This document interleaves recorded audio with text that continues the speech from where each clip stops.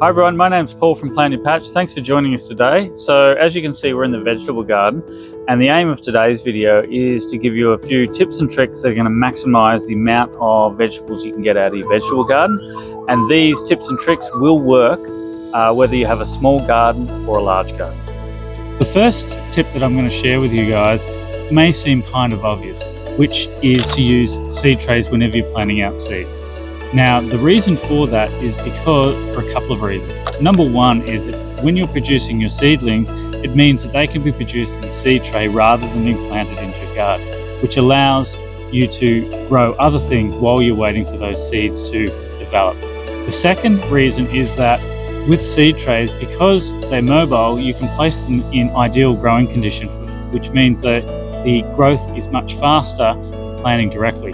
However, there are a couple of exceptions to this where there are certain types of vegetables which are far more suited to direct planting. So for example, planting potatoes directly into the garden, planting things like garlic, and also things like carrots. The reason things like carrots and parsnips need to be planted directly is because if you disturb the seedling when they're young, you'll often distort the tuber when it's transplanted.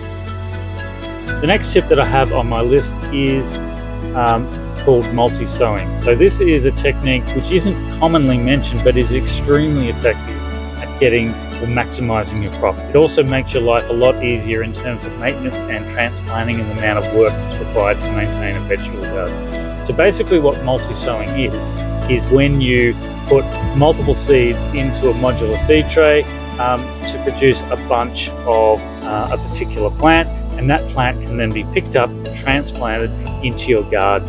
Now the advantage of doing that is firstly is that you maximize your space within your seed tray because you're producing many more seedlings per seed tray.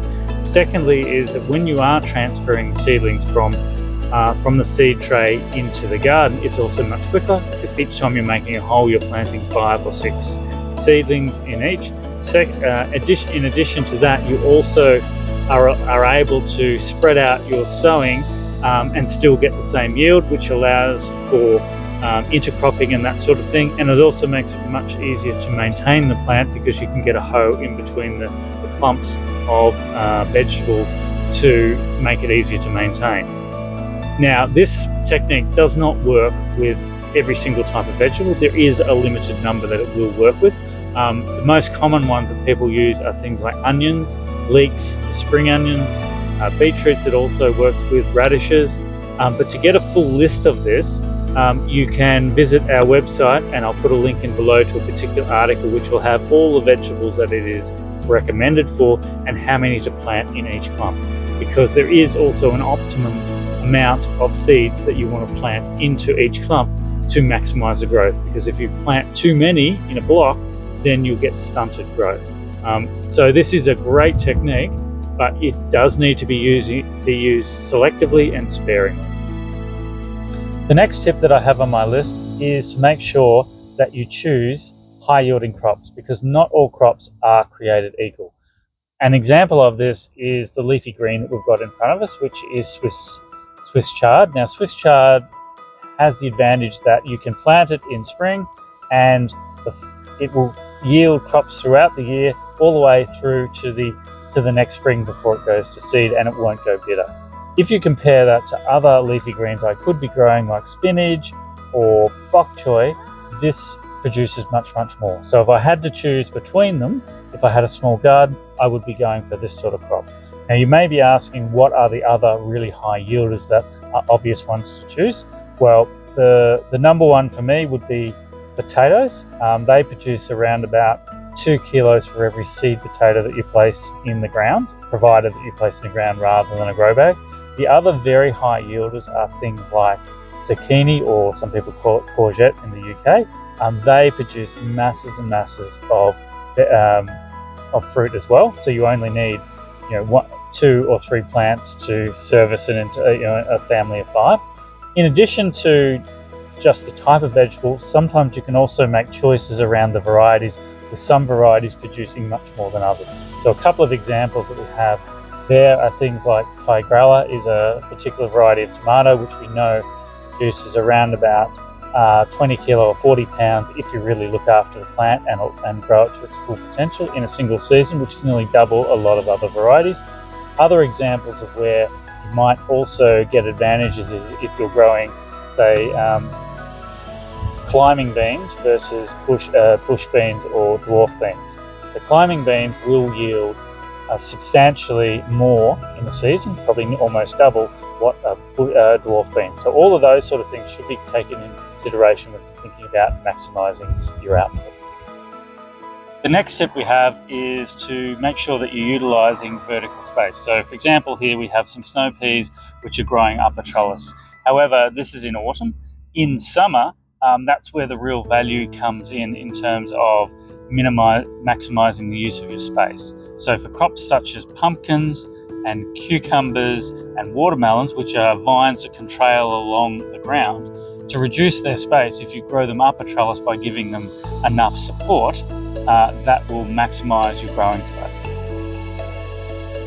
But to get the very best out of your vertical space, it's really important to have support structures which are sufficiently high to allow the plants that you're growing to grow to their full potential. So a lot of people, for example, they buy things like tomato stakes, which are only a couple of feet tall and simply not tall enough to support the plant to grow throughout its full season. So what we recommend that you do, because they're also long-lasting structures, is to get something like what you've got in the frame at the moment, which is a piece of temporary fencing. You can pick them up fairly cheaply from building supplies and that sort of thing, and they literally last for years and years and years. When thinking about vertical space, one of the other things you need to consider is what fruit you can grow in your vegetable garden as well. So for me, what I've done is create a bunch of espaliers along the edge of my garden, which form the part of the garden's wall. And the advantage of doing that is that these fruit trees take up very little space, but give me a crop every single year, year on year. And for the espalier we have behind me, we're getting somewhere between 8 to 10 kilos of fruit every single year, which is ideal for a home garden. The next tip on the list is another one that seems pretty obvious, but the importance of it is often underrated, and that is to provide adequate space to your seedlings to ensure that they can grow and develop properly. If they're spaced too closely, you'll generally get stunted growth. In addition to that, you'll also see that there is probably much more space than perhaps what you would otherwise think is reasonable, but that also makes it easier to maintain the plants and also take advantage of the next tip we have on our list. If you provided adequate space between your vegetable crops, this provides yet another opportunity to get more out of your garden. Now, one of the ways you can do that is with a thing called intercropping. Intercropping is when you have, let's say, a relatively mature crop that's getting close to being harvested, and you can place another crop in between, in the spaces between those plants, which allows those seedlings to get going and become established while you're pulling the next crop. And by the time that you've pulled the first crop, the second one is coming along and you're getting faster and faster harvest. This process works best if you have crops of different maturing rates or different sizes. So the example we've got in front of you, we've got broccoli that's been here for probably about 2 months or so and starting to get a reasonable size. And what I've done is place bok choy in between, which is a relatively fast growing crop, which means I'm going to probably pull the bok choy before I get any broccoli heads. So it's not even going to affect the broccoli crop, and I'm going to get that second crop out of the same bed. The next tip we have on our list is to make sure that you utilize all the spaces available in your garden to grow crops. Now, there is a common misconception that you cannot grow vegetables in shady conditions. That is actually not the case. You can, but you need to be selective about the type of vegetable that you choose to grow. So in this example here, we have a line of lettuce that we're growing, and that's doing quite well in a shady location. And as a general rule, those plants which do not require flowering to produce a crop are the ones that will be suitable for growing in shady conditions. But be aware that they will grow slower, but that is sometimes an advantage. So in case of lettuce, one of the common problems that lettuce has is that it goes bitter very quickly in warm weather. So one of the things that I purposely do is that I split where I grow my crops for the purposes of reducing the chances of it going bitter and bolting. So it does have, in some cases, advantages if you're living in an area that gets very hot summers. The last tip that I have to maximize your yield for your garden is to extend the growing season as much as possible. Now, when I say extending the growing season, most people tend to think about planting seeds in a seed tray and putting them indoors and getting your plant started. And that's certainly something that does work very well and definitely does extend the season. However, there is a lot more that you can do to really maximize what your garden's producing. So for example, you can protect the plants with cloches when they're first planted out in the garden when it's still cool. You can also have a dedicated area in a polytunnel or a cold frame or even a greenhouse, all of which will increase the temperature and maximize the yield. And also polytunnels and row covers can also be used at the end of the season to protect the plants when it's getting cool again. However, one of the other things that I do, which people often overlook, is thinking about exactly where they're planting their crops, because that can make a big difference to the temperatures that those crops experience. So for example, if you're planting close to a brick wall of a house, that is definitely going to increase the temperature, as that brick wall will absorb heat over a period of time and release it at night.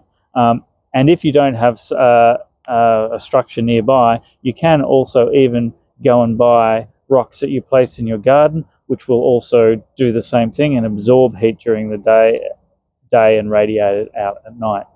Now, I hope all those tips were useful, and hopefully you'll be able to maximize your yield. If you enjoyed the video and found it useful, please click the subscribe button, because that helps the channel, and we'll see you next time. Thanks, guys.